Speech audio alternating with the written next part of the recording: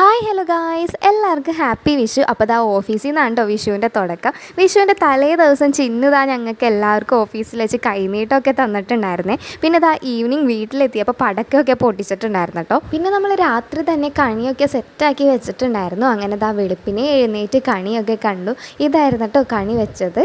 അങ്ങനെ ഇതാ വിഷുക്കണിയൊക്കെ കണ്ടു കഴിഞ്ഞാൽ പിന്നെ നേരെ പോണത് അമ്പലത്തിലേക്കാണ്. അങ്ങനെ റെഡിയായി എല്ലാവരും കൂടെ ഒന്നിച്ച് അമ്പലത്തിലൊക്കെ പോയി തൊഴുത് വന്നിട്ടോ.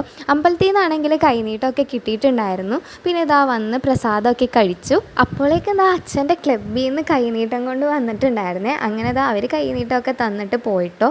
പിന്നെ ഇതാ ഉച്ചക്കുള്ള ഫുഡിൻ്റെ പരിപാടി നോക്കുകയാണേ. ഇന്നിവിടെ നോൺ വെജ് സദ്യയാണ് കേട്ടോ. അങ്ങനെ അതൊക്കെ ഉണ്ടാക്കണതിൻ്റെ ഇടയിൽ ഇതാ ഒരു പൈനാപ്പിളൊക്കെ മുറിച്ച് കഴിച്ചു.